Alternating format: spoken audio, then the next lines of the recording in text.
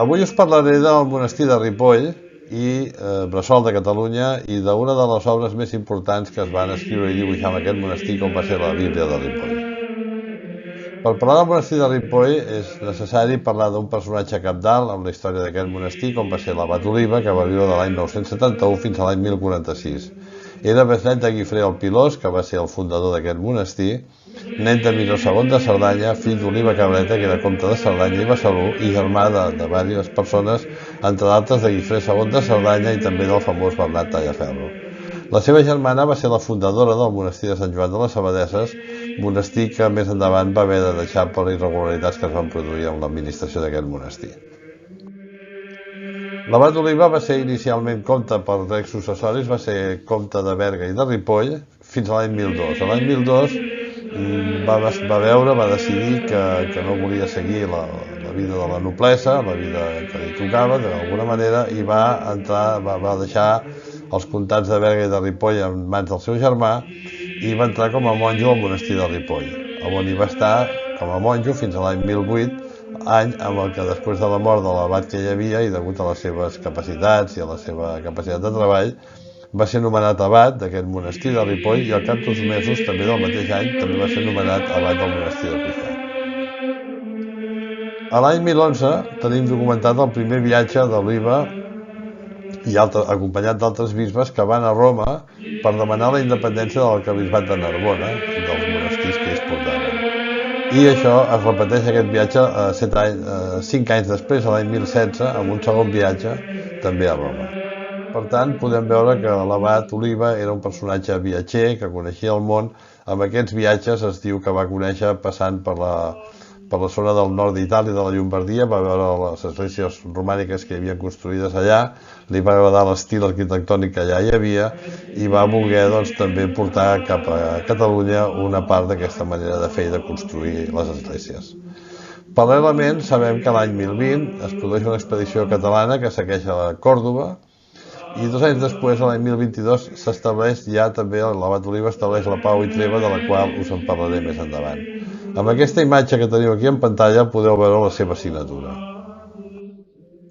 I aquí veieu amb aquest mapa una mica tots els terrenys, tots els monestirs que l'abat Oliba controlava. Com us he dit, va començar com a abat de Ripoll, però de seguida va ser també abat de Sant Miquel de Cuixà. D'aquest monestir també depenia el de Sant Martí del Canigó. Recordem que amb el monestir de Sant Joan de les Abadesses hi havia la seva germana, d'Abadessa. Després va ser nomenat bisbe de Vic i posteriorment l'abat Oliba, entre d'altres, va ser el que va construir el monestir de Montserrat també. Fa gairebé 1000 anys, per tant, que el bisbe Oliba ordenava construir la catedral de Sant Pere de Vic, que havia perdut la seva seu durant els anys del domini sarraí. Aquesta catedral va ser novament consagrada a l'any 1038.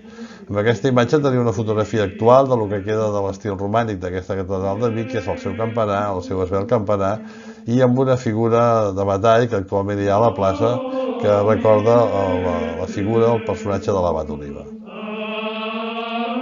A remolc d'aquesta obra, Oliba, que també era l'abat de Ripoll i de Cuixà, com us he dit, va encarregar la confecció d'un sacramentari, un llibre únic amb el seu gènere, que fixava una nova forma d'oficiar missa, combinant la tradició visigoda, la creixent hegemonia carolíngia i afegint-hi una entonació musical pròpia de la naixent Catalunya.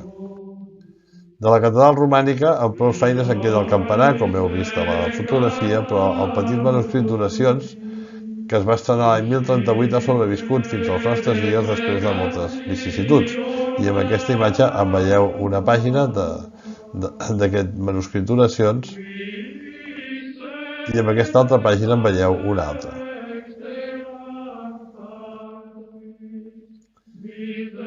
Es constitueix també un fet molt important, que és la pau i treva de Déu, que comença al segle X amb la pau de Déu, que consisteix en el següent. O sigui, era una època convulsa en la que els senyors feudals abusaven molt del seu poder i maltractaven a la gent senzilla, els pagesos, els ramaders, i aleshores això va arribar un moment que era molt insostenible. El poble estava molt fart de tots aquests abusos, l'església es posava a favor dels vilatans i aleshores es va fer la pau de Déu, que consistia en que amb els recintes sagrats i amb el seu entorn, al voltant de les esglésies, no es podia anar armat ni cometre cap crim ni cap pillatge. Estava prohibit atacar l'església ni amb el territori ni en el seu voltant, que era uns 100 metres, més o menys, al voltant de les esglésies. D'aquest entorn, d'aquest perímetre d'uns 100 metres, es coneix com Sagrera. D'aquí ve el nom de molts llocs, com per exemple un barri de Barcelona que es diu la Sagrera.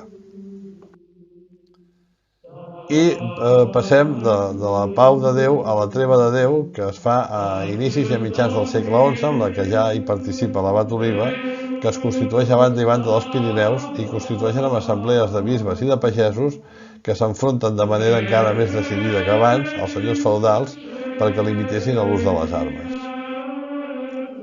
Consistia en que no fessin servir les armes ja no tan sols en aquests recintes sagrats i els diumenges o els dies de festa, sinó també els dies de Pasqua, de Nadal i també determinats dies de la setmana, de dijous a diumenge. O sigui que al final els senyors feudals, els guerrers, els cavallers només podien fer servir les armes de dilluns a dimecres, i si no era festa.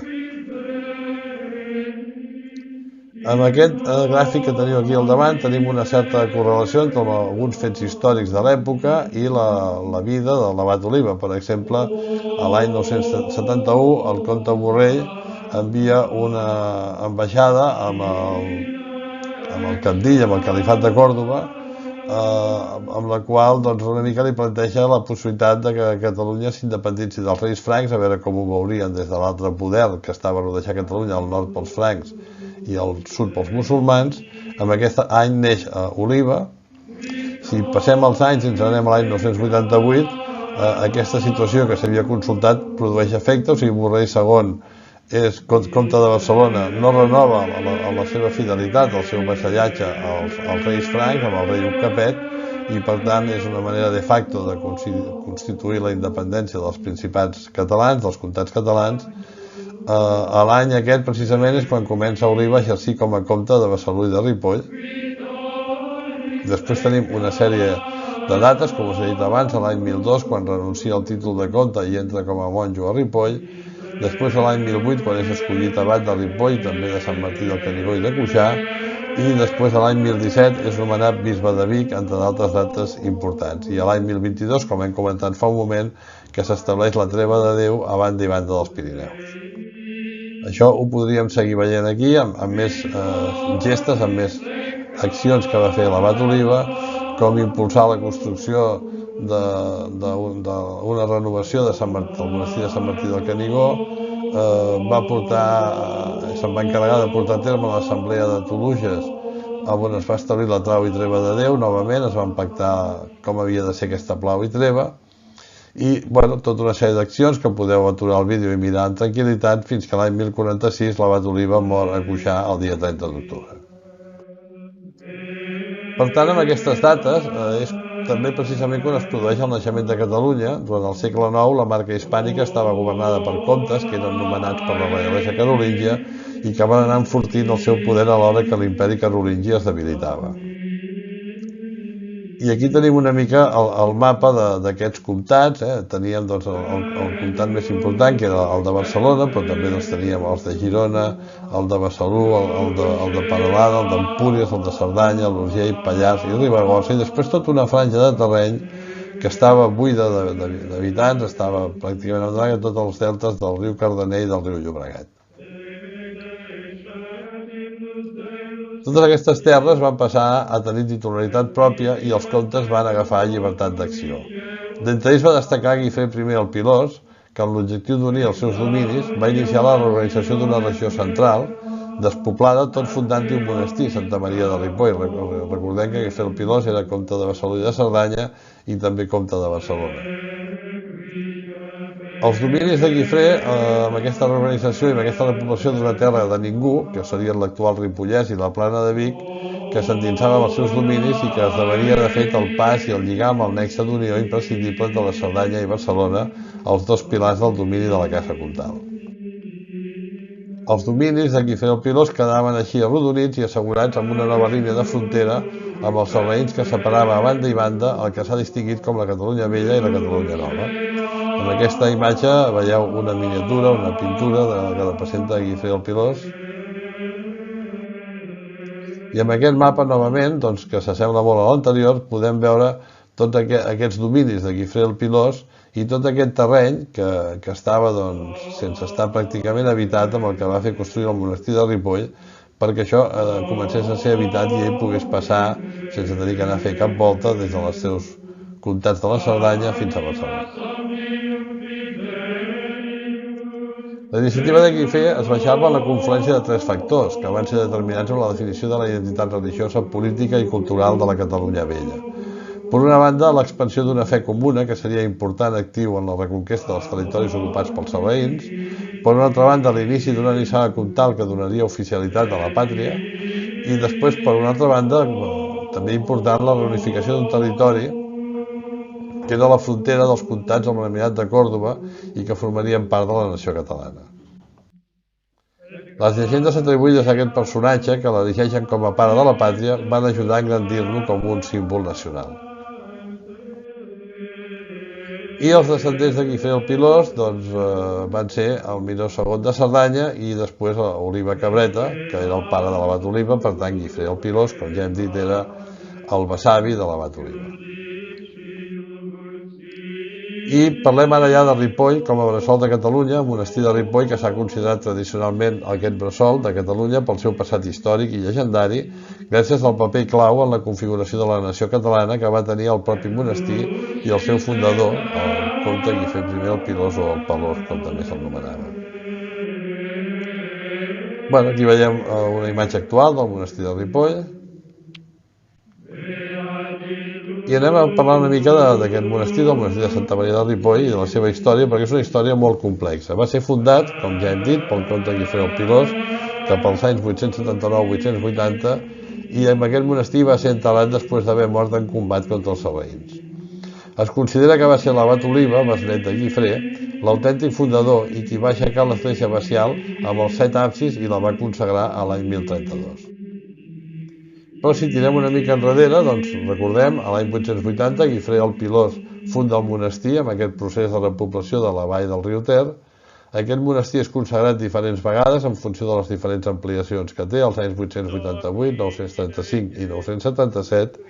Té la protecció dels comtes de Barcelona i s'enterren amb ell els comtes de Besalú, els de Cerdanya i més tard també els comtes de Barcelona.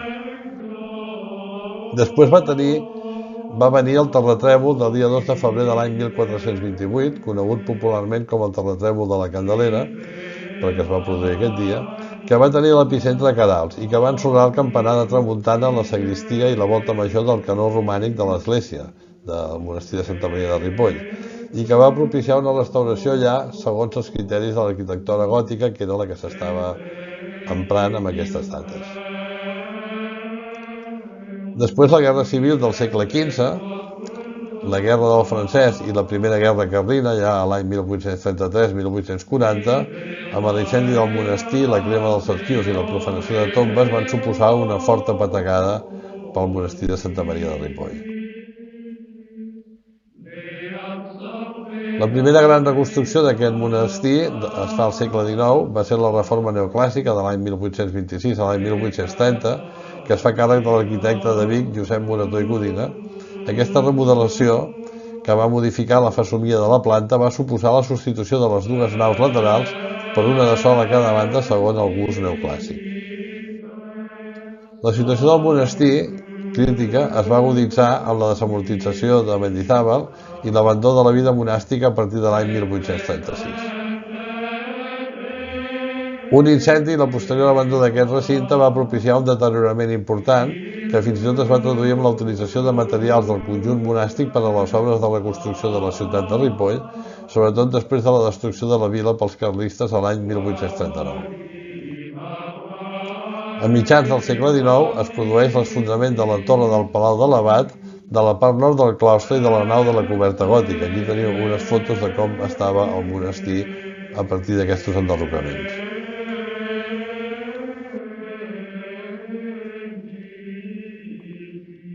Els anys següents es succeiran diferents intents de reconstrucció dirigits per vilatans de Ripoll, per l'Ajuntament, per la Comissió Central de Monuments de Madrid, per la Comissió Provincial de Monuments de Girona, etc. Per molta gent que cadascú deia la seva i que volien reconstruir el monestir de Santa Maria de Ripoll d'una manera diferent. El 1842 el monestir és cedit a l'Ajuntament de Ripoll per convertir-lo en església parroquial. D'aquesta sessió en surt un projecte municipal de restauració a l'any 1846, molt poc conegut fins ara.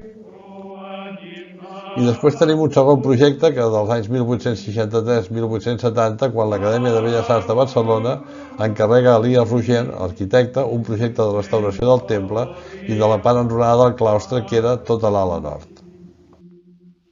Després hi ha el que la Comissió de Monuments de Girona encarrega al seu vocal arquitecte Martí Sureda i d'Olubol, que tindrà a continuació un altre projecte del 1880-1881. Com podeu veure, projectes per reconstruir el monestir n'hi havien per donar i vendre. Finalment, a l'any 1886, el monestir va passar a ser propietat del Bisbat de Vic i el bisbe Morgades inicia el magne projecte de la que serà la definitiva restauració del monestir, encarregada a Elies Rogent, que és el que dirigeix els treballs entre l'any 1886 i el 1893, d'acord amb el projecte que ell havia fet anys enrere. És a partir d'aquí quan comencen unes restauracions que es prolongaran durant 30 anys i que es clouran en la benedicció a l'any 1893 a càrrec del bisbe de Vic, Josep Morgades i Gili, fet que convertirà definitivament Santa Maria de Ripoll en un símbol de la Renaixença, perquè estem ja en aquests anys de finals del segle XIX, en ple naixement de la Renaixença. Aquest monestir, les naus laterals, estan alternant pilar-columna, pilar-columna, com podeu veure amb aquesta imatge de planta. Això és un pilar, això és una columna, pilar-columna, pilar-columna. I el cimbori, que es construeix aquí al mig, són, entre d'altres, afegits que hi posa l'Elies Rogent. L'actual monestir de Ripoll, per tant, ja no és el monestir de l'Abat Oliba, ha passat a ser el del bisbe Morgades i de l'arquitecte Elies Rogent, segons diu, i penso que amb raó, el professor Xavier Barral. Xavier Barral, de fet, compara Ripoll amb la Sagrada Família, de Barcelona, que d'aquí a uns anys ja no serà tampoc el temple de Gaudí, sinó una obra nova de trinca, construïda en aquest cas no sobre les ruïnes, sinó sobre les maquetes. És un magnífic exemple dels criteris conservacionistes i restauracionistes del segle XIX, el monestir de Santa Maria de Ripoll, a l'alçada i del mateix interès que els que es van aplicar amb altres monuments europeus de gran anomenada, com ara Carcassona o l'abadia de Besalú. L'església de Ripoll és essencialment un monument actualment del segle XIX, bé que continua ocupant un gran protagonisme als manuals d'història de l'art medieval. El que sí s'ha conservat gairebé intacte, malgrat totes les vicissituds, és la portalada de l'església, datada de mitjans del segle XII, que destaca per l'estructura rectangular en pedra de gres treballada en relleu amb escenes bíbliques i amb motius vegetals i geomètrics al voltant d'una figura del Crist beneint. La construcció de l'atri de la portada, que se sap ja existia al segle XIV, va contribuir a salvar aquesta portalada de les pluges i del mal temps que fa a la zona. Tot i així, l'atri fou destruït durant l'etapa d'abandonament i de reconstrucció de la vila, després de la desfeta de la Guerra Carlina, que ja hem comentat, i des del 1840 fins al 1865 no va existir. Segurament aquesta exposició durant 25 anys de la portalada de Santa Maria de Ripoll a l'aigua i al fred fou una de les principals causes de l'estat actual de la pedra. Elies Rogent va fer un nou projecte d'atri el 1865 i en la reconstrucció dels anys 1886-1893 fou remodelat amb una doble vessant. També es fa la reconstrucció d'una part de l'ala nord del claustre, que havia quedat destruït el 1842 i es va reconstruir el 1880 amb els capitells que encara es van poder recuperar. De la part occidental de la nau central, la reconstrucció de les naus laterals amb pilars i columnes, com ja hem comentat, la construcció d'un cimbori, la nova nau central i l'aixecament d'un pis més a la torre del campanar oriental. Amb aquesta imatge d'aquí podeu veure una mica amb aquestes línies de color més vermell a l'afegit que fa Elies Rogent a el que hi havia del monestir de Santa Maria de Ripoll. Això seria el cimbori i aquest pis més que s'afegeix al campanar occidental, a part de tornar a refer a l'atri per protegir la portalada. La volta romànica del creuer és l'original de l'edifici bastit per l'Abat Oliba l'any 1032, aquesta sí que es conserva, i hi ha parts substancials dels murs que també són originals, tot i que avui apareguin emmascarades sota una fina capa de ciment que imita els carreus i que considero que és de molt mal gust.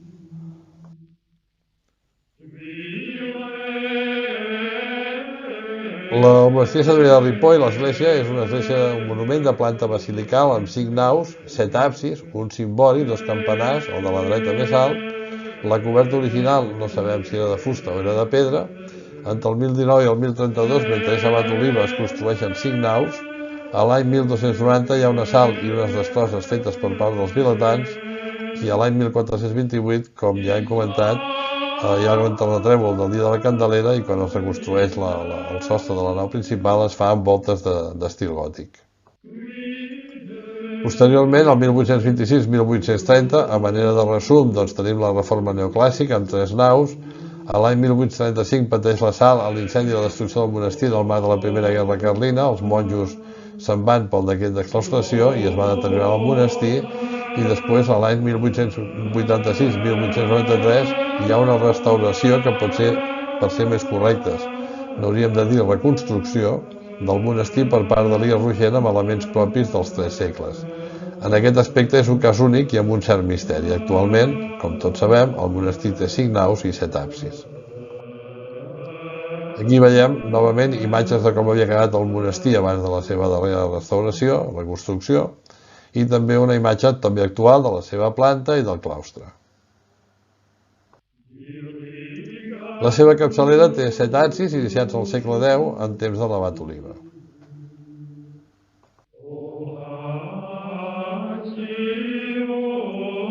I aquí tenim un dibuix en planta de com eren tot el monestir, tots els seus recintes, amb el moment de més esplendor del monestir, en l'època de l'abat Oliba i anys següents. Actualment l'únic que en queda és la basílica, l'església i el claustre, que seria això d'aquí. Aquí tenim l'església de Sant Pere, que formava part del conjunt episcopal aquest del monestir, que actualment és un museu. I aquí podeu veure més clarament aquesta planta del monestir actual que ja hem comentat abans. Una vista aèria, amb la que veiem també, fixeu-vos, amb la diferent alçada dels 2 campanars i amb el seu claustre característic perquè és de 2 pisos. S'ha comparat sovint el monestir de Santa Maria de Ripoll i el seu estil arquitectònic amb el de Sant Miquel de Hildesheim, també més o menys de la mateixa època, que està a Alemanya, i que és un monestir que està declarat Patrimoni de la Humanitat. Actualment s'està treballant perquè la portalada de Santa Maria de Ripoll també sigui reconeguda com a Patrimoni de la Humanitat. I anem a parlar una mica de la seva façana. La seva portalada, en principi es data entre l'any 1134 i el 1150, tot i que alguns estudiosos pensen que és posterior al 1150, és una de les portalades romàniques més importants que s'han fet a nivell europeu, i no és de marbre, és de pedra. La portalada de Ripoll, de fet, no és una simple porta d'entrada en una església. Qui la va idear, qui la va pensar, que no era l'escultor, ens envia un missatge realment complex. I tot el que trobem no és una simple decoració, sinó una demostració dels coneixements científics i del pas del temps propi d'aquella època que tenien els que estaven a càrrec del monestir. Hi ha una relació directa entre la producció de l'escriptòrium que hi havia a Ripoll, el lloc on treballaven els monjos, com ho eren les il·lustracions de les Bíblies i alguns apartats de la portalada com els referits a l'Èxode i als Reis. El catedràtic d'Història d'Art Medieval, Manuel Castiñeiras, ha relacionat també el contingut científic i simbòlic dels manuscrits de la biblioteca amb la confecció d'una altra obra de gran valor artístic i simbòlic, com és el tapís de la creació de Girona. Aquesta portalada podria ser l'entrada del monestir i al mateix temps un monument amb vocació funerària que probablement tenia a la banda de les tombes de Ramon Berenguer III i Ramon Berenguer IV. Hi trobem 3 registres o 3 nivells amb aquesta portalada: el superior, que és una sola banda, el mitjà, que està format per 3 bandes, aquest seria el superior, una sola banda, el mitjà, que té 3 bandes, com podeu veure amb aquesta fotografia d'aquí, i després a l'inferior, amb una banda, a banda i banda, sempre, una banda que són unes capelles. I després hi ha una superposició de columnes als costats de la portalada. Aquí tenim una altra imatge d'aquesta portalada realitzada al segle XII, com ja hem dit, i que és un model de catequesi en pedra. De fet, recorda una mica els arcs homònims de triomfs del segle II després de Crist, dels romans, amb escultures laterals, com aquest que esteu veient a la imatge, que és l'arc de Besançon. I aquí tenim una miqueta aquesta divisió de la portalada, amb totes les escultures que hi han fetes, amb el primer nivell, amb ancians a banda i banda i el Pantocràtor situat al mig. Amb aquest segon nivell, que té 3 bandes, tenim a la primera filera tenim sants, figures de sants, després tenim amb una banda Salomó i a l'altra banda fets de Moisès, després de David i després del poble d'Israel, i a la banda aquesta de les capelles tenim David entre músics, i després amb la banda aquesta dreta tenim amb una primera capella Crist i després a la resta senyors feudals, i després ja en la part de més a sota hi ha una divisió doncs, amb fets de Daniel i amb figures mitològiques. I després és també molt interessant, i us en parlaré, la banda de la porta d'entrada, les columnes, amb uns calendaris que també doncs, són molt interessants perquè no es donen a gaires llocs. Originàriament les figures de tota la portalada estaven pintades a l'època de l'oliva, imagineu-vos quina joia devia ser això. L'estructura del mes de setembre, que representa la verema a Ripoll, es pot comparar amb mosaics romans similars. També trobem escenes de la batalla dels jueus de Refidim, que està narrada al llibre de l'Èxode, amb una persecució a cavall, que també s'assembla molt a unes altres escultures que hi ha a Orange i a la Bíblia de Ripoll. Aquí teniu aquesta imatge de la batalla dels jueus de Refidim, que es troba a la portalada de Santa Maria de Ripoll. El calendari de pagès, per pagar el delme, el calendari de pagès dels mesos està ordenat de baix a dalt, de desembre a juliol, a la banda esquerra, i de gener a juny al costat dret i de dalt a baix. S'ha dit que el seu objectiu era ensenyar els treballs agrícoles que s'havien de fer cada mes, però de fet els homes del romànic, bàsicament agricultors, sabien què calia fer en cada època, no necessitaven que ningú els hi digués, i la funció era rememorar el pas del temps amb un sentit simbòlic i recordar-los, i això pot ser el més important, l'obligació del pagament del delme, dels cereals i de la vinya a la hisenda del monestir. Una altra constatació és que tots dos calendaris que hi ha en aquesta porta són al costat de les estàtues columnes de Sant Pere i de Sant Pau, que es relacionen amb la voluntat de visualitzar la unió amb l'Església romana i la seva dependència del Papa. El professor Manuel Castanyeras ha explicat que el calendari pagès segueix més la iconografia italiana que no pas la gascona, francesa o castellana, i així, per exemple, el mes d'agost representa uns boters molt més freqüents als calendaris italians. Aquí veieu aquesta imatge dels boters. L'error d'explicar el mes de març com el relleu d'un pagès que cultiva la terra quan el que fa és llaurar la vinya. Això demostra la importància de la vinya a la comarca en aquesta època. Una altra característica especial és la presència freqüent de les dones amb les representacions i que al mes d'octubre hi aparegui un pastor amb porcs i no pas amb ovelles. Aquí tenim la imatge del calendari del mes de setembre amb un home i una dona que estan fent la verema.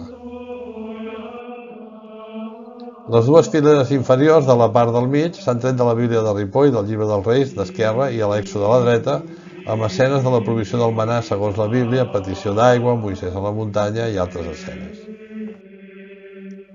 Aquí tenim una imatge sencera novament de la portalada.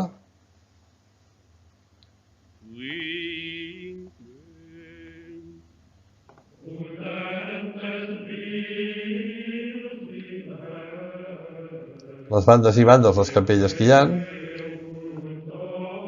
Al primer arc de la porta, de dins cap a fora, hi ha el cicle de Caín i d'Abel, també surt Jonàs i el cicle de Sant Pere i Sant Pau, i a la part central tenim 3 bordes, a la inferior esquerra David i Salomó i a la inferior dreta la batalla de Refidim dels jueus contra els amalecites.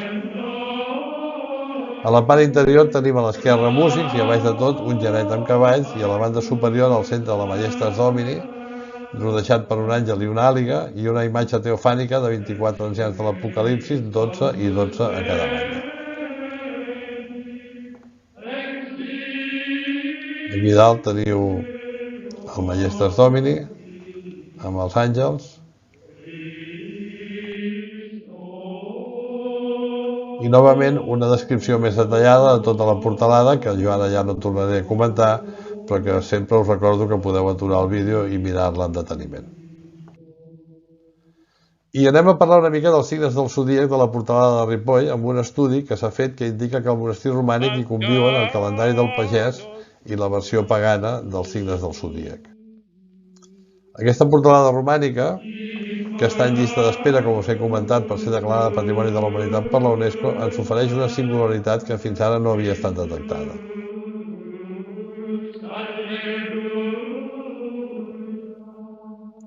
Al costat de la representació d'escenes bíbliques, motius vegetals i geomètrics i del calendari del pagès, s'inclouen també 12 escenes perfectament ordenades del zodíac. I aquest calendari pagà sembla directament vinculat als llibres matemàtics i astronòmics de la biblioteca i escriptòrium del monestir. La portalada, que encara representa molts elements misteriosos, alguns dels quals, com les inscripcions que el temps ha anat esborrant, algunes figures molt ben conservades, com les de l'escorpió, peixos o taure, incloses dins d'una de les columnes més properes a la porta d'entrada, no eren uns elements aïllats. Ni unes figures decoratives rares, que eren símbols dels pecats. Tot el contrari, formaven part d'un calendari zodiacal complet, perfectament col·locat, encara que ordenat de manera peculiar.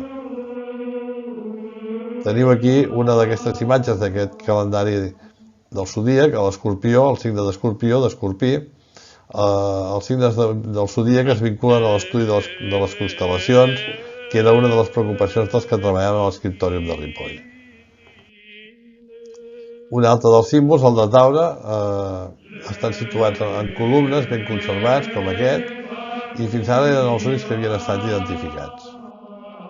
A la part inferior dels dos muntants de pedra de la porta hi ha els equinoccis de primavera o vernal, el 20 de març signe d'Àries i de tardor, el 23 de setembre signe de Lliure, i al damunt estan situats altres signes més a més. L'ús del zodíac en temples cristians es remunta als primers temps del cristianisme, com testifiquen algunes representacions en mosaics i decoracions de basíliques paleocristianes.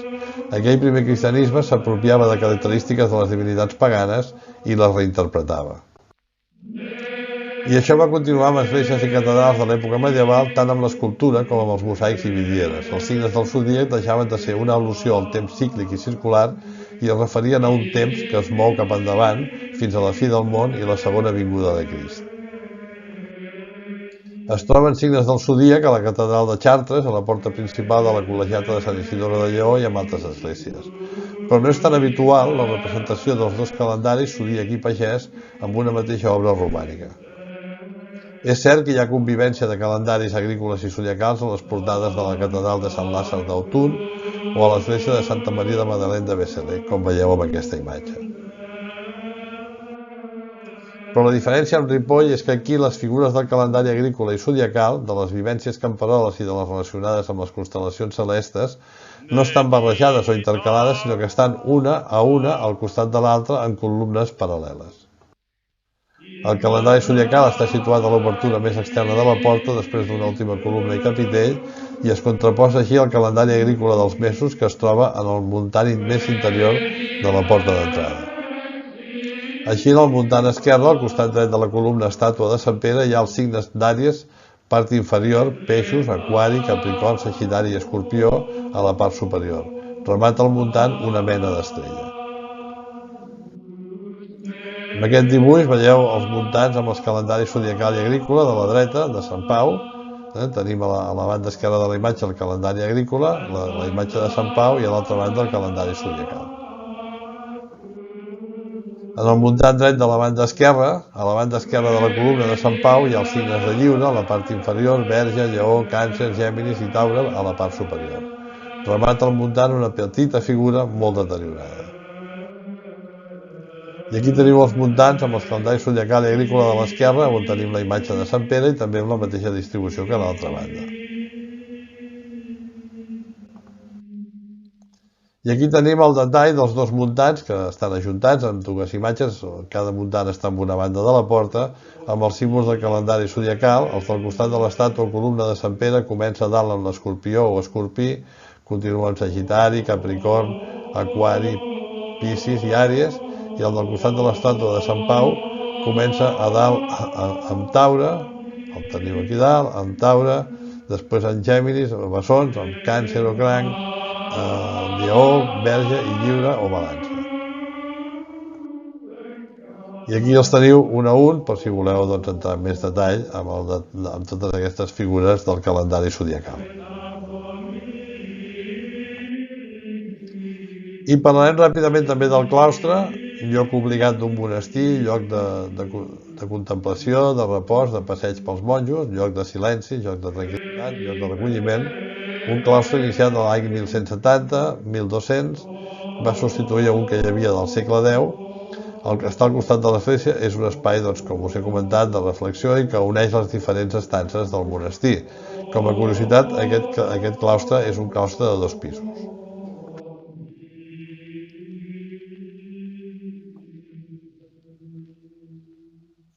Aquí teniu diferents imatges del claustre, la part interior amb el seu jardí.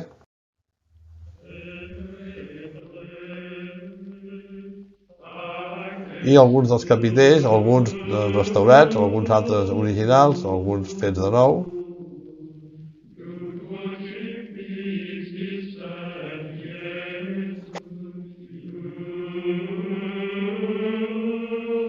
Ja veieu que els claustres hi ha una mica de tots els capitells. Bueno, Sant Adrià de Ripoll té també una biblioteca molt important, totalment inventariada. Al segle X tenia 60 volums manuscrits d'astronomia, de matemàtiques, manuscrits àrabs, etc. Els àrabs coneixien el zero abans que els cristians, i això va permetre fer una sèrie de càlculs que en altres llocs no es podien fer, de càlculs matemàtics. Amb el zero es podien fer, doncs, quantitat d'estimacions amb el tema de l'arquitectura, i aquest monestir i el seu escriptori atreien intel·lectuals de tot arreu. De fet, el monjo Gerbert d'Urlac, que seria el futur papa Silvestre II, va viatjar i va aprendre matemàtiques i astronomia a la Marca Hispànica i va estar en contacte amb la ciència àrab a Vic i possiblement també a Ripoll, on hi havia una de les grans biblioteques europees amb una valuosa col·lecció d'obres científiques i literàries. I parlant del zero, aquí li devem l'existència dels algoritmes i del zero a un savi persa, en un món en què els algoritmes estan començant a decidir vides senceres, des de la possibilitat d'aconseguir llocs de treball fins a la música que escoltem o a les parelles que ens suggereixen les aplicacions, avui en dia, resulta curiós pensar que la sofisticada paraula algoritme procedeix del cognom d'un gran matemàtic persa nascut a l'actual Uzbekistan. Va viure fa més de 1000 anys Mohammed ben Musa Khwarazmi, és una mica complicat de dir, arabitzat com a Khwarizmi i d'aquí llatinitzat com a algoritmi. En català, aquest matemàtic i geògraf, que va viure entre els 780 i el 850 aproximadament, és conegut com el Khwarizmi, i el seu nom també ha donat lloc a la paraula guarisme. En un temps d'esplendor del món islàmic, al-Khwarizmi va ser l'astrònom i cap de la biblioteca de la Casa de la Saviesa de Bagdad, comparada amb freqüència amb la biblioteca d'Alexandria. Els seus llibres i troballes el van convertir en pare de l'àlgebra, paraula que procedeix del títol d'un dels seus tractats, Al-Hisab al-Jabra, Muqabala, compendi de càlcul per restauració i reducció, seria traduït. Un llibre d'ús eminentment pràctic per al comerç, les herències o la mesura de terres, però també el primer tractat conegut que estudia a fons la resolució d'equacions i que va ser usat fins al segle XVI en les universitats europees, com veieu, durant molt de temps. I tot això, a l'escriptori de Ripoll, que en temps de l'abat Oliva, va tenir més de 60 monjos, a través dels quals l'abat va potenciar molt el treball de l'escriptori monàstic. S'elaboraren 3 bíblies senceres i altres còdecs amb alguns llibres bíblics, 23 salteris litúrgics, 3 evangelis, etc. I aquí es va escriure la Bíblia de Ripoll, que actualment està conservada i es guarda a la Biblioteca Vaticana. També la Bíblia de Rodes, que es conserva a París, i que van lligades al retorn de l'abat Oliva quan va venir de Roma i a la consagració de Santa Maria de Ripoll a l'any 1047. Oliva va enviar persones a diferents biblioteques per trobar llibres per fer un tractat de música, i Sauslin, que era l'abat de Fleury, sabent que va mantenir correspondència amb l'abat Oliva sobre aquests temes. I parlem de la Bíblia de Ripoll, que es va escriure en el primer quart del segle XI al seu escriptori del monestir, i del qual van sortir 3 exemplars d'aquesta Bíblia de Ripoll. Un d'ells va desaparèixer a l'incendi de l'any 1835. El segon exemplar de la Bíblia de Ripoll és el que es troba actualment a la Biblioteca Vaticana i que per error es va atribuir al monestir de Farfa, la Bíblia de Farfa, però que realment ara ja se sap que és de Ripoll. Va ser copiada entre els anys 1015 i 1020 i es va traslladar posteriorment a Marsella. Està amb un tamany de gran infòlio, conté a més dels llibres bíblics més de 200 pròlegs, sumaris i textos introductoris que constitueixen una mena d'enciclopèdia de la Sagrada Escriptura i amb una gran quantitat de miniatures i de dibuixos que el converteixen en una veritable obra d'art de l'Antic Testament. El tercer exemplar d'aquesta Bíblia, conegut com a Bíblia de Rodes, va copiar també a l'escriptori de Ripoll entre l'any 1010 i el 1015 i al segle XII va ser traslladat al monestir de Sant Pere de Rodes, d'on agafa el seu nom, i va ser treta d'aquest monestir com a botí de guerra l'any 1693 pel mariscal Noailles i actualment es troba a la Biblioteca Nacional de París. A més dels 72 llibres que formen la Bíblia de Ripoll, aquest còdec té 5 llibres amb cants litúrgics, 2 llibres apòcrifs, 312 fragments que comenten els textos sagrats i el llibre és de gran format, 465 pàgines de pergamí parcialment il·lustrades, de les quals 28 estan totalment pintades.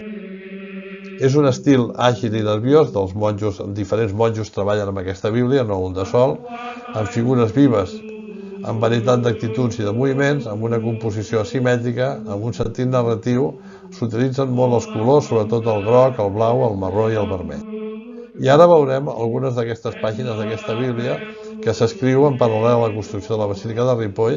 Per exemple, amb aquesta imatge, que és un dels dibuixos que surten a la Bíblia de Ripoll, veiem una visió del carro de Sequiel amb els cercles que hi ha als evangelistes. A la primera pàgina de la Bíblia de Ripoll trobem l'ascensió de Crist al cel i Maria al llit amb el moment de la seva mort. Aquest segon dibuix de Maria al llit es pot comparar amb l'epístola del Mont Sinaí, que la teniu aquí amb una imatge al costat, que és del segle XII. Dos dibuixos més de la Bíblia de Ripoll, a la pàgina de la banda esquerra Ezequiel i a la dreta Isaïes.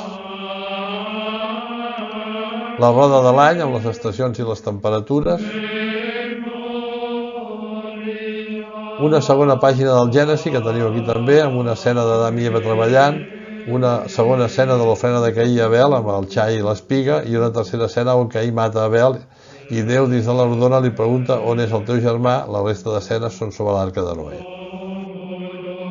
També trobem visions teofàniques de Déu amb aquesta Bíblia, la visió d'Ezequiel, la visió de Maties, la visió d'Isaïes, de la Bíblia de Rodes, a l'Apocalipsi, i també aquests dibuixos els podem comparar sovint amb les pintures que es troben a l'absis de Santa Maria d'Ànima i que teniu amb aquesta imatge que esteu veient ara. Tornem novament a la Bíblia de Ripoll amb una altra pàgina, en aquest cas il·lustrada pel monge Grifé, que és un dels principals autors d'aquesta Bíblia, el que més hi va treballar segurament. Aquí tenim un detall de la cal·ligrafia d'aquest monjo. Dibuixos del monjo impressionista, que és un altre monjo que se'n diu així pel seu estil, que és un dels principals també artistes dibuixants d'aquest llibre. Amb el conjunt va dibuixar unes 28 pàgines miniades amb escenes bíbliques. Aquí teniu un detall d'aquests dibuixos. David, que està assegut, té al davant Betsabé amb les mans velades, que li suplica que nomeni Salomó com a rei successor seu, i al darrere apareix el profeta Natan, que dona suport a la petició. Adán i Eva, amb aquesta altra imatge, treballant la terra, els ser expulsats del paradís. Aquí dues escenes de Rebeca, prop del pou, on es troba amb els cercs que busca esposa per Isaac. Aquí una altra imatge de la Bíblia de Ripoll, amb el pas del Mar Roig, les aigües a cada costat, les aigües separades, amb els cossos dels egipcis morts i també els peixos a l'altre costat, i els israelites que travessen el mar mentre Moisès separa les aigües amb el bastó i Maria està tocant la pandereta com un cant de victòria. Aquí teniu un detall del dibuix anterior, del gest de Moisès i de Maria tocant la pandereta. Aquí tenim dibuixos d'un altre monjo que fa les cares més rodones, com podeu veure. És un dibuix més baix que l'anterior. Aquest monjo anava una mica més per feina, no era tan bon dibuixant segurament, i sovint deixava els dibuixos a mitges. Aquí tenim un detall d'aquestes cares rodones. I aquí tenim també, dintre de la mateixa Bíblia, una altra vegada un tema del pas del Mar Roig. Sovint els temes es repeteixen. Aquest està fet per un altre artista. A l'esquerra tenim els egipcis dins de les aigües i al mig tenim una columna de foc i els israelites que avancen entre Moisès i Maria, que aquí també toca la pandereta, el qual ens demostra una gran afició, sembla ser, de Maria, de la Verge Maria, per tocar la pandereta. Aquest mateix monjo també es dibuixa als israelites agafant el manac al desert, que els hi cau doncs, el menjar per alimentar-se amb la seva travessa. Una altra imatge que representa la construcció d'una muralla, també de la Bíblia de Ripoll. Aquesta vila va desaparèixer l'any 1072 del monestir i va quedar sota la jurisdicció dels monjos de Marsella, i al segle XVII va entrar a la Biblioteca Vaticana sota les ordres del papa Borgheri. I bueno, doncs fins aquí una mica aquesta història del monestir de Ripoll i de la seva Bíblia. Espero que us hagi interessat i que us hagi agradat.